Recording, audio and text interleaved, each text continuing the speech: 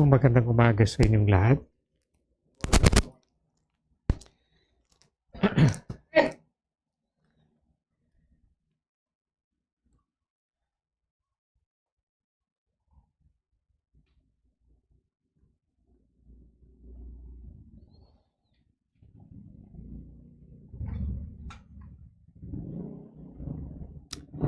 Okay.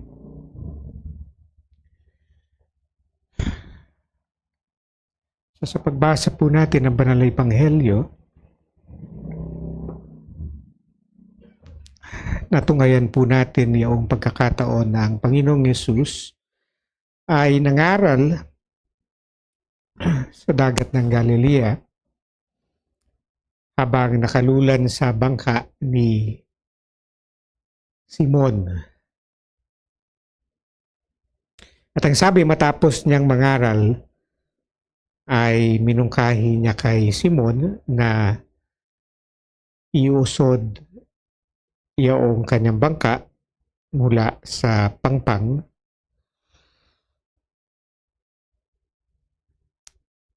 at iniutos niya kay Simon na ihulog yung lambat.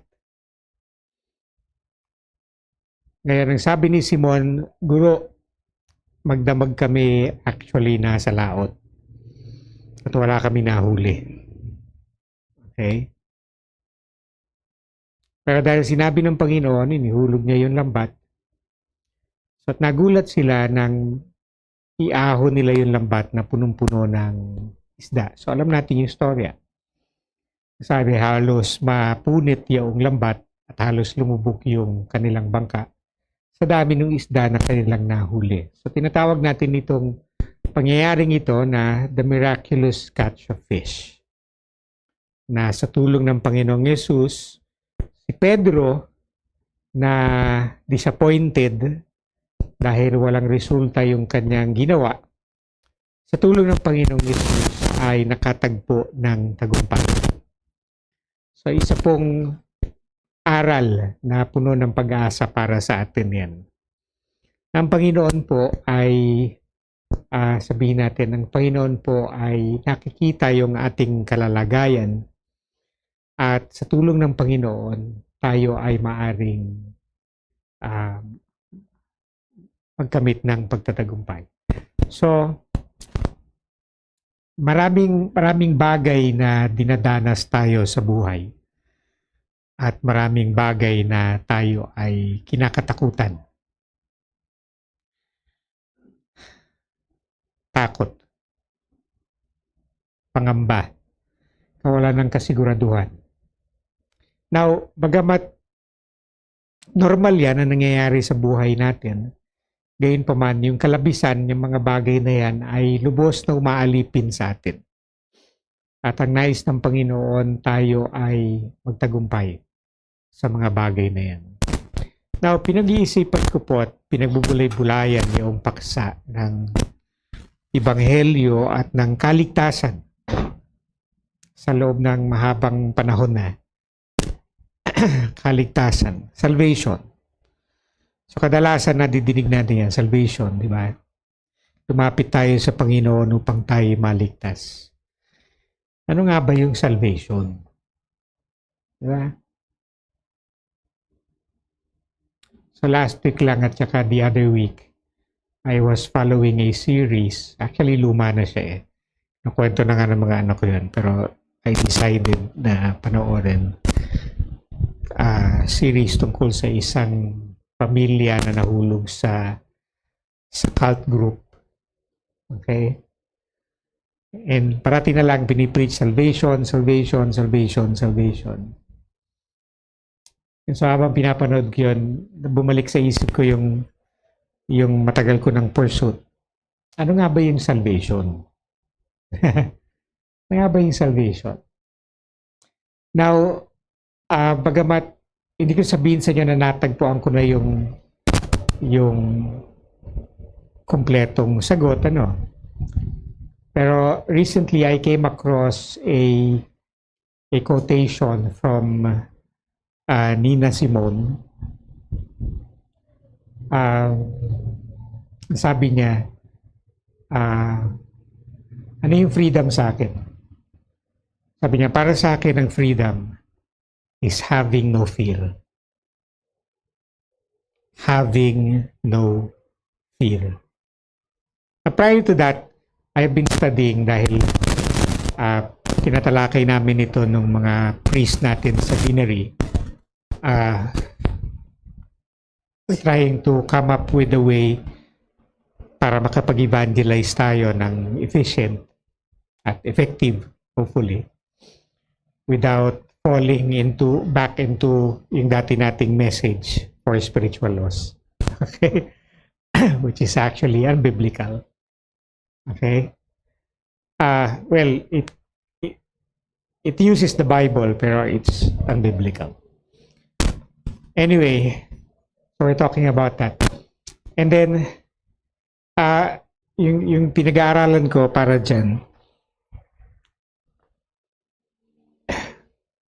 kung babalikan natin yung time ni Jesus Christ when He was preaching the good news. Yun din tanong, di ba? Ano ba yung good news? Madaling sabihin yan pagka diniktahan ka ng sagot. Ano yung good news? Well, pero kung isipin mo, di ba, pag-aaralan mo, ano ba yung nasa Bible talaga? Ano ba yung good news sa kanila? Okay? At ano ba yung good news na pinangaral sa kanila? At ano ba yung good news na tinanggap nila? Okay? Ano ba yung gospel na tinanggap nila? Well, again, hindi ito 100% sagot sa mga tanong na yan, pero i-share ko sa inyo yung ilang mga bagay. Ano ba yung good news? Well, in context, kung titignan natin, nung time na yon, nasa ilalim sila ng pananakop ng Roma. Okay? And prior to that, sinakop sila ng mga Seleucids, sinakop sila ng Babylon, napailalim sila sa mga Syrian. So yun yung mga dinanas nila. And prior to that also, napailalim sila sa mga oppressive na hari, sarili nilang hari. Okay? And then prior to that, napailalim sila sa pananakop ng mga maliliit na tribo sa paligid nila, kagaya ng mga Philistines, ng mga Canaanites, ng mga Jebusites, di ba, na kung ano-ano pa. And then prior to that, napailalim sila sa pang-aapi ng mga Ehipsyo. Sa inyo history ng mga Hudyo na maging sa panahon ng Panginoong Yesus, buhay na buhay pa sa kanila. Pero at the present moment, nung time ni Jesus, they were under the oppression of the Roman Empire. Okay? Well, actually, kung tutuusin, kung ikukumpara yung Roman Empire sa ibang mga empire, mabait-bait pa Roman Empire. Okay? Sa totoo lang. Diba? Kung pag-aaralan mo yung history, medyo tolerant pa yung Roman Empire. Pero depende rin sa emperor. Okay? Pero maraming emperor, maraming rulers sa Roman Empire na very tolerant naman. Okay? Yung iba walang pakialam. Okay. Anyway, pero alam nyo, minsan, di ba, especially sa kaso nila, no, medyo tolerant pa ang Roman Empire, nakakagulo yung mga nasa ilalim. Okay? Yung mga abusado sa ilalim. Kagaya ni Herodes, at ng mga Sadducees at Pharisees. Okay? Katutusin mo, si Pilato, hindi niya na may papako si Jesus Christ kundi dahil sa mga Sadducees and Pharisees. Di ba? Hindi na magkakaproblema si Jesus kay Pilato talaga kundi dahil kay Herodes, Sadducees and Pharisees. Okay? So minsan, panggulo rin yung mga nasa ilalim Di ba? Akala, minsan natatawa na lang ako na naiinis din na medyo naaalarma pag tinitignan ko yung Facebook ko. Pagka kada na lang merong video ng violence, may nagbabarila, nagpatayan, may krimen, sasabihin ibalik daw si para tumahimik ang Pilipinas, ibalik si alam niyo na. And it's very alarming kasi yung idea natin ng peace, idea natin ng order is very Hindi tama. Okay, so akala natin depende sa leader yung magpapatahimik ng bansa. Hindi tayo magpapatahimik ng bansa. Eh kung ikaw mismo ang ina-advocate mo violence, tapos aasa ka ng kapayapaan, ano yun? Diba? Ano yun? Walang sense. Kung gusto mo ng kapayapaan, ikaw mismo, kinakailangan mawala yung violence sa puso mo. Kung gusto mo ng pagkaisa at ng tunay na, di ba, na harmony, ikaw mismo kinakailangan ma-nurture mo yung inner peace. Hindi yung iaasa mo sa ibang tao, yung katahimikan ng kapaligiran mo. Okay? Di ba? And I would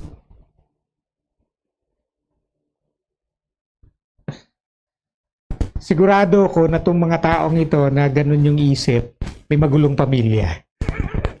Okay? Dahil sila yung mga tipo ng tao, sigurado ako, na inaasa nila yung kanilang kaligayahan sa asawa nila. Okay? Hindi, that's not how life works. Kung gusto mong maging masaya yung paligid mo, ikaw maging masaya ka. Kung gusto mong maging payapa yung paligid mo, ikaw, di ba, umiwas ka sa kaguluhan. At wag mong i-advocate, wag mong ipalakpakan yung mga simbolo, tao at institusyon, di ba, na nagpapalawig ng karahasan. Di ba? Ako rin dati hindi ko maintindihan pagka sinasabi na kapag ka daw ginantihan mo ng masama, yung masama ka na rin. Pastor na ako, hindi ko pa maintindihan yan.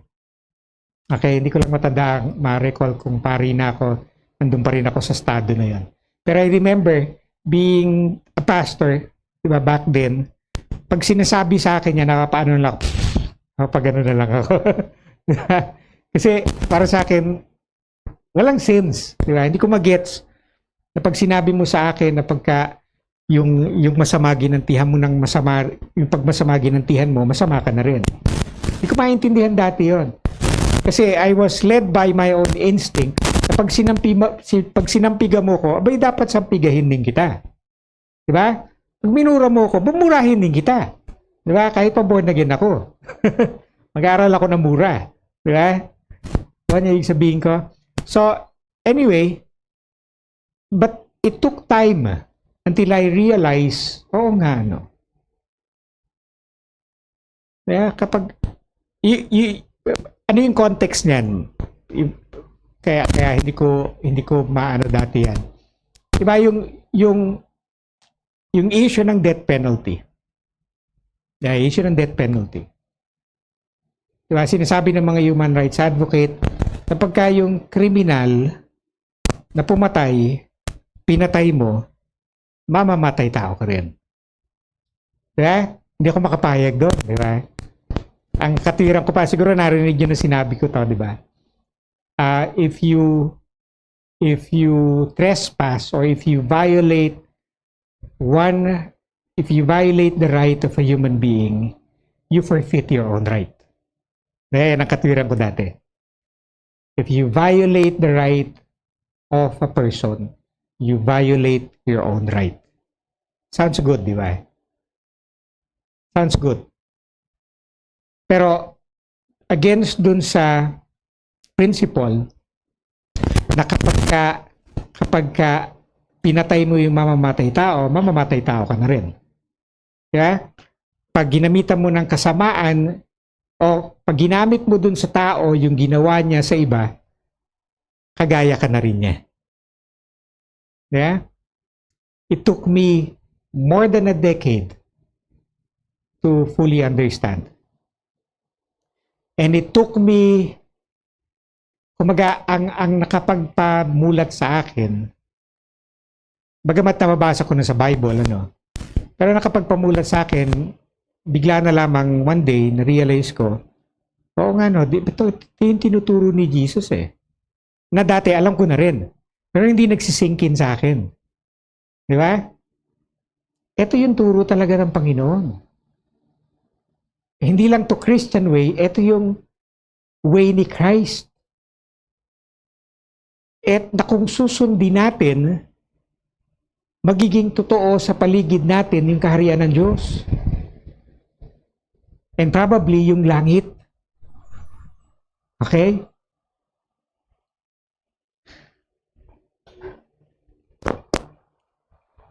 So, balik tayo, di ba? With that, ano ba yung mabuting balita?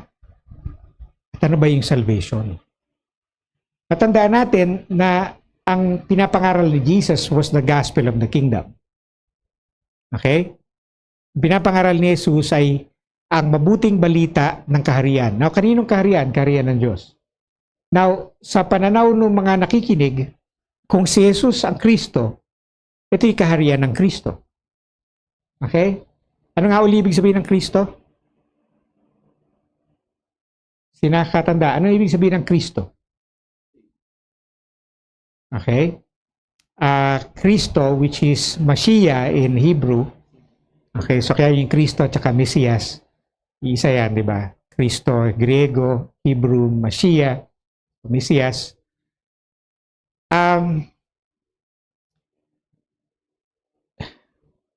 Literally, ibig sabihin ng Kristo at saka Mashiach, the Anointed One. Okay? Yung pinili ng Diyos at pinahiran ng langis at binigyan ng special appointment. But generally, it is understood na yung appointment na yon is to save. Diba? So kaya, commonly, pag sinabi natin Kristo, Mesias, ang pumapasok sa isip natin kagad, Savior. Diba? Which is understandable. Kasi yun talaga pinupunto ng salitang Kristo at Mesias, tagapagligtas. Meron siyang special anointing specifically to save. So kaya kung ito si Kristo, si Jesus, nangangaral ng kaharian, anong ibig sabihin nun sa kanila? Again, going back to the context, they were living in a time wherein they were experiencing so much oppression. And with oppression, they were living with so much fear. Bukod pa dun sa takot, sa kinabukasan na anong pwedeng mangyari sa ilalim ng imperyo ng Roma, okay? Anything can happen actually. Diba? Pwedeng mapaltan ng Roma, and every time mapapaltan ng imperyo, there is always war, violence. Okay? Now, sa atin dito, hindi lang very vague, walang idea yung marami sa atin, ano ba yung gera? Okay? So ako rin, hindi ko masasabi na experience ko ang gera, pero medyo malapit-lapit ako sa generation dahil lagi akong kinukwento ng nanay ko nung panahon ng gera. Okay? Yeah, hindi ko man na-experience, at least meron akong sabihin natin mental idea kung ano yung gera. At sabihin nyo, alam nyo, sino nakakatanda sa inyo nung palabas na Combat? Kaya na 70s. Paborito namin yun. Pagka Sabado, excited kami, di ba? Antayin namin na alas 6. Diba? Alas 6, ano? Panoorin namin ng Combat. O 6:30 yata o 7. Yan. Dick Morrow. Rick Jason. So, tanda ko pa rin yung team song yan. Anyway, later on, nung naging adult na ako, na-realize ko, nakakainis siyang Combat. At lalo na nung naintindihan ko na we as Christians, kinakailangan iwasan natin yung violence, specifically war. Nainis ako sa Combat. Alam niyo kung bakit? Dahil yung gera, ginawa niyang cute. Diba? Ay, naglalakad sila sa mga patay na German. Actually, minsan nga walang patay na German eh. Diba? Malinis yung kalsada eh. Diba? Pero may patay na German dyan, pero buo. Alam mo, sa totoong gera, bulok yan. Mabaho yan. Okay? Yun ang totoong gera. Diba? As patayan sila, barilan, halos walang tinatamaan, may tinamaan sa balikat, sa tiyan, diba? Pero walang sa buga utak. Sa totoong gera, sa buga utak niyan. Diba? Ako niyo ibig sabihin ko, hindi nakakatuwa ang gera. Hindi ka ma-excite, Sabado na, alas 6 na. Gira na. Hindi. Yung totoong gira, katatakutan mo. Dahil ngayon sa internet, gusto na gira. Hindi naman la gira. Pag nagkagera, wala ka Facebook. May mawi-withdraw ATM mo. Mamumulot ka dyan ng palay.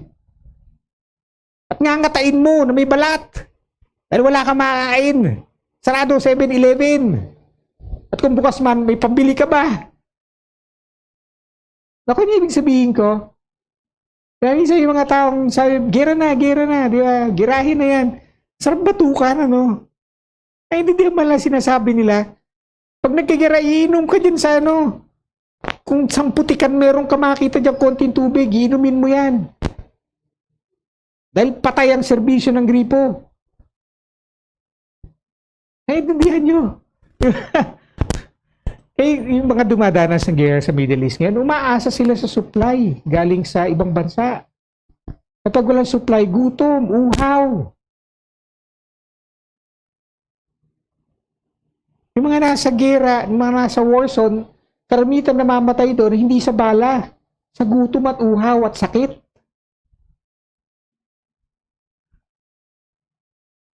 Akala ng iba, masaya yung gera, yung violence.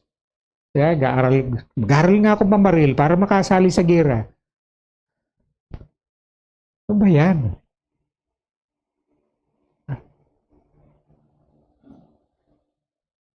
Yan ang kinakatakutan ng mga tao ng panahon ni Jesus. Kaya nung dumating ang Mesiyas, nangangaral lang kanyang kaharian, naintindihan nila ang sinasabi ni Jesus. Kapayapaan. And for them, that was good news. Katahimikan. And for them, that was good news. At higit sa lahat, ang ibig sabihin sa kanila ng mabuting balita ng kaligtasan, yung maging malaya ka sa takot. Anumang uri ng takot. Takot sa kamatayan. Well, binasa natin ngayon yan. Yan ang tinakil ni St. Paul sa reading natin ngayon.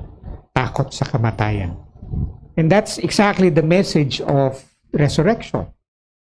May second chance. Kahit sa kamatayan, may second chance. Okay? Ako minsan naiinis dun sa mga Christian na binabash yung mga Hindu dahil dun sa concept nila na reincarnation. Ba't may ibabash yan? Yan yung version nila para pacify nila yung sarili nila. Diba? Na may second chance ka sa kamatayan. Sabihin natin, hindi, resurrection ang turo ng Bible. Oh, totoo, di maniwala ka sa resurrection. Kaya po sila, yun yung nagbibigay ng kapayapaan sa kanila eh. Kaya kung one day, embrace nila yung paniniwala mo, salamat. Pero kung hindi, wag mo i-bash. Diba?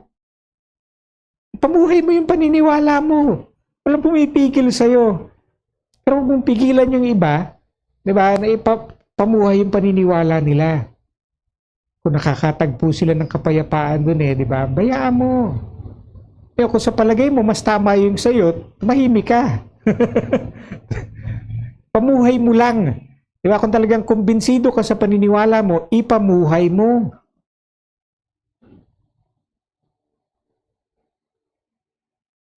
Now, yan yung dating, di ba? Nung mensahe ng Panginoong Yesus. Ba't ko sinasabi itong mga bagay na ito? Kasi kung nga sa inyo, ang number one concern ko ngayon, ano ba yung biblical evangelism? Ano ba talaga yung gospel? At paano ina-apply yan sa buhay natin ngayon? Makita mo, di ba, maging sa panahon natin ngayon, kailangan natin ng kapayapaan. Hindi lang panlabas, kundi sa kalooban. Lahat tayo. In fact, kahit Kristiyano ka, kailangan mo ng kapayapaan. Dahil nag-a-under ko ka pa rin ng maraming turmoil sa buhay. Diba? We all need peace. Okay? Kahit nananampalataya ka sa Panginoon, dumadanas ka sa pagsubok. Okay? dumadaan ka pa rin sa mga hardship. And you still need peace. Dahil iba sabihin, save na ako, hindi na ako dapat dumadanas ito. Sino may sabi sa'yo? Number one, ang kaligtasan, hindi one time event or one-time experience. It's a continual process. Kung naintindihan mo mismo yung biblical concept ng salvation, di ba? Which is so in Greek, di ba? It's a continual process. It's a day-to-day experience. Hindi yung one time, saved na ako. Past tense. Okay? Hindi. Salvation is experienced every single day. Every single day. And salvation, for most of us,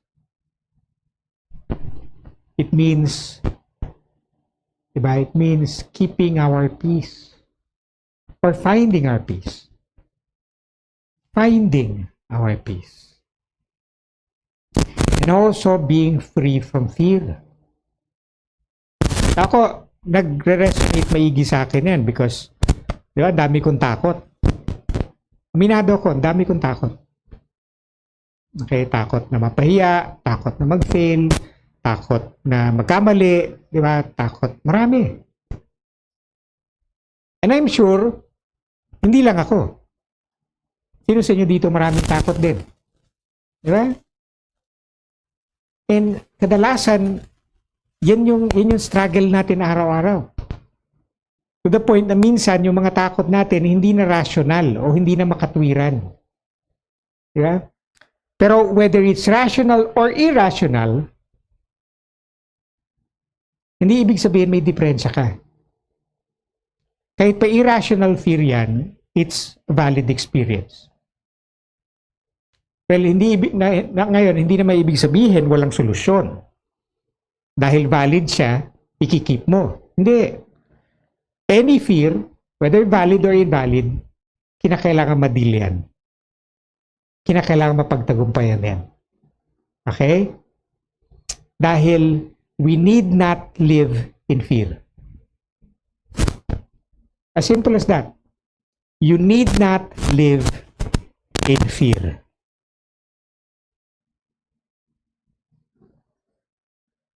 And that's exactly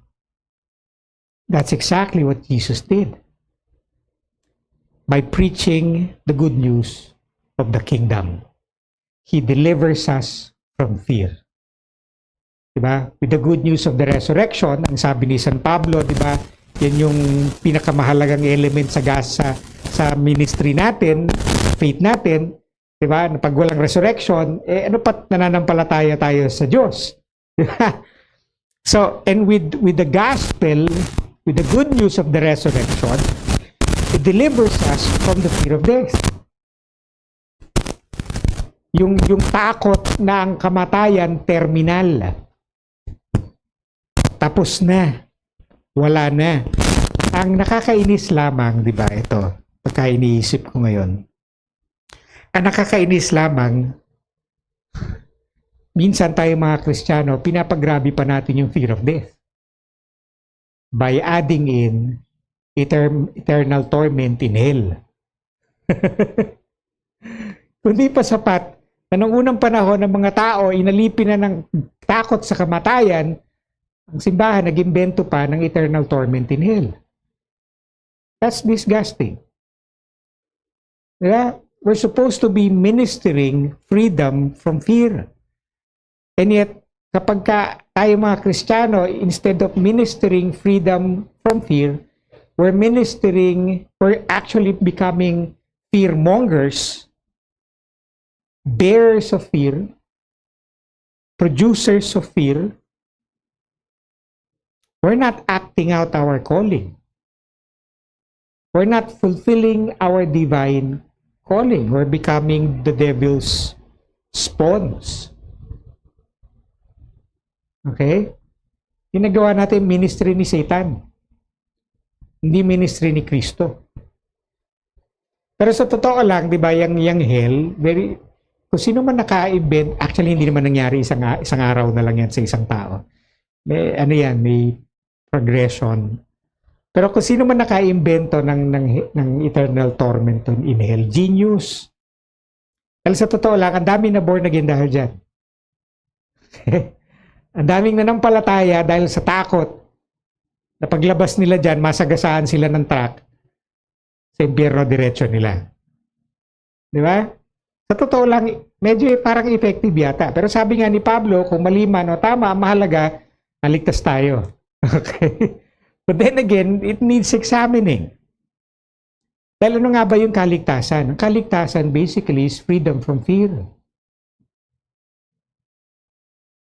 Hindi yung kada kibot, pagigising mo ng umaga, nag-worry ka, baka galit sa akin si Lord. Nakaka-please kaya ako kay Lord ngayong araw na to. Na, hindi, kailangan gawin ko to para si Lord umamo sa akin, para wag naman siyang mainis sa akin. Alam mo yon, yung araw-araw na lamang, paggising mo pa lamang, nangangamba ka na, baka merong may galit sa'yo. Diba? Binabantayan mo yung likod mo.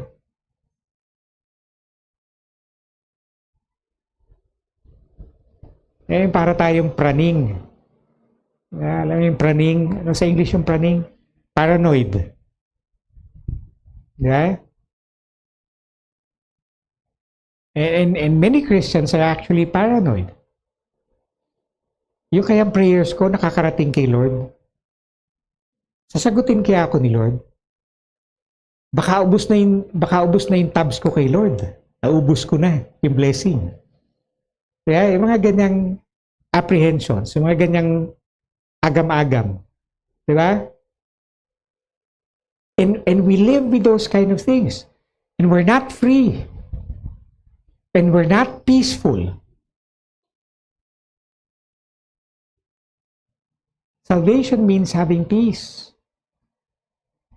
Oo, dumadaan tayo dyan.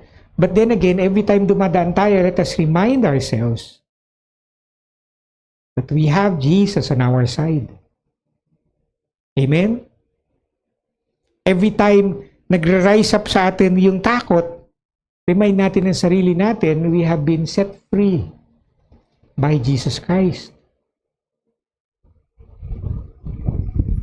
And we need not live in fear. Though I walk through the valley of the shadow of death, I will fear no evil. For his rod and his staff, they comfort me, they deliver me, they set me free.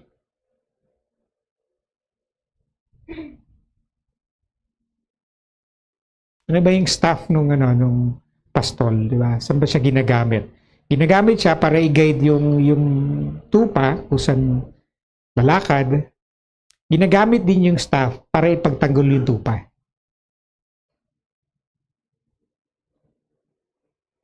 That's why the staff of the Lord comforts us.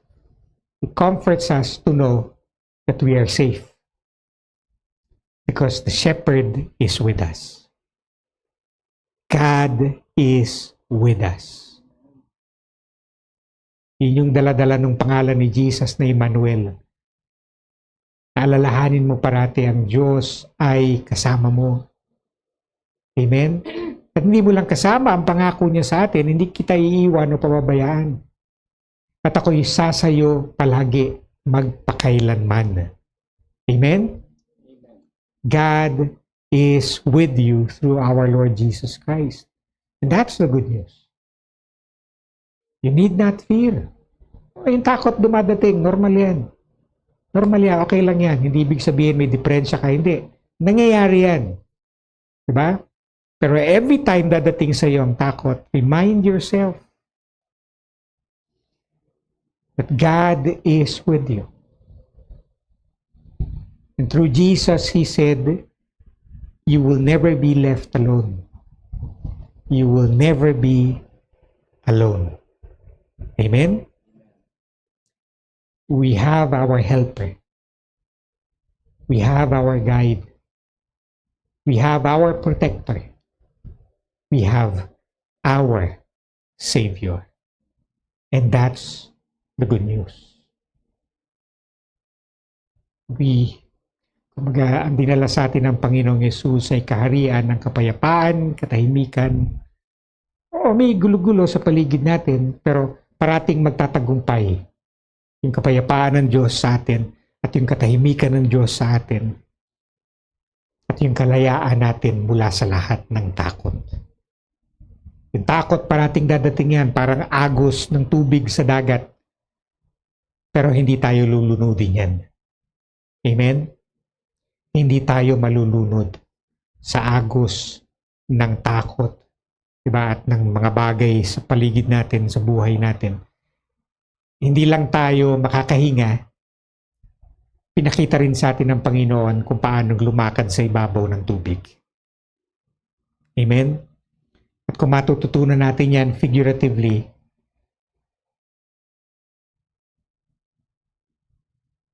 doon natin mararanasan yung tunay na pagdiriwang at yung tunay na kahulugan ng kaharian ng Diyos. Yan ang mabuting balita sa atin ng ating Panginoong Yesus. At ang utos ng Panginoon, ay actually hindi utos, yung response ni Pedro o ni Simon nung makita niya kung paano siya tinulungan ng Panginoon. Kaya, tandaan ninyo, lugi siya kagabi. Magdamag siya ng isda, wala siya nahuling isda. Pero, nung dumating ang Panginoon, sabi ng Panginoon, ihulog mo yung lambat mo. Although he doubted. Kaya, isang lesson din makita natin dito, hindi nakatulong yung pananampalataya ni Pedro dahil wala siyang pananampalataya. Okay? So, despite the fact that he doubted, okay? Ang maganda dito, dahil sinabi ng Panginoon, sige na nga Lord. Okay? So, walang ambag si Pedro na pananampalataya sa totoo lang. Alam niyo yun, minsan yung iniisip mo, sagutin kaya ako ni Lord kasi parang hindi buo yung faith ko eh. Yeah. Actually, ang gumagawa sa buhay natin, mostly, hindi naman yung faith natin eh. Yung faith ni Jesus. Dahil, tandaan niyo yun, nakalimutan ko na ngayon, bigla ko lang naalala yun, hindi ko sinama sa ano ko. Merong verse na actually ang sabi, ang nagligtas sa atin, hindi yung faith ko, hindi yung faith mo, kundi yung faith ni Jesus. Yun ang nagliligtas sa atin. Yung faith ni Lord. Narinig niyo sinabi ko? Ang nagliligtas sa atin, hindi yung faith mo, hindi yung faith ko. Although nagko-contribute yan. Di ba? Pero kung akala nyo pilay si Lord dahil wala kang faith, then ka nagkakamali. Hindi napipilay si Lord dahil kulang yung faith mo. Okay? In fact, kahit kulang yung faith mo, o kahit wala ka pang faith, kayang gumawa ni Lord. Amen? So makita natin dito, diba? Pagamat walang faith si Pedro, gumawa si Lord. At dahil doon, makita mo naman yung intensity nung reaction ni Pedro. Dahil despite the fact na wala siyang faith, halos lumubog yung bangka niya ng mapuno ng isda. Tiba-tiba siya. Alam niya wala siyang ambag. Kaya ang sabi, nagpatira pa siya sa Panginoon sa ibang in the other gospel, according to the other gospel writing, ang response ni Pedro, di ba, nagpatira pa siya sa Panginoon at ang sabi niya, hindi ako parang, he knew he was not worthy. Okay? He knew he was not worthy. Kagaya rin ng response ni Isaiah, di ba? Nung makita niya yung glory ni Lord sa templo, sabi niya, woe is me, for I am a man of unclean lips. Sino ako para papasukin sa ganitong gloria ng presensya ng Diyos? I'm not a holy man at all. I'm not worthy to receive this vision. I'm not worthy to be at the presence of the Lord. So he thought. Okay, so he thought. And yet kay Lord wala yun, di ba? Ang ginawa ng Panginoon, sabi yung anghel, kumuha ng tong na merong, of course, he was seeing vision. Hindi to literal na baga, ano? Pero ang sabi, nilinis ng Panginoon yung kanyang bibig, and the Lord made a holy man out of him. We don't become holy because we have the inclination or the ability to become holy. No one has the ability, nor do we need to have it. We become holy because of God. No one is saved because of our own merit, because of our own action, because of our own ability. We are saved by God. No one is blessed because we are worthy, because we have enough faith to be blessed. We are blessed because of God. Everything that is good in our life, although minsan may ambag tayo, pero huwag mong isipin na gawa ko, it is never because of us. It is because God is good. Amen? It is always because God is good. And with that knowledge also, mapagtitibay natin at mapapanatili natin sa buhay natin, sa puso at isip,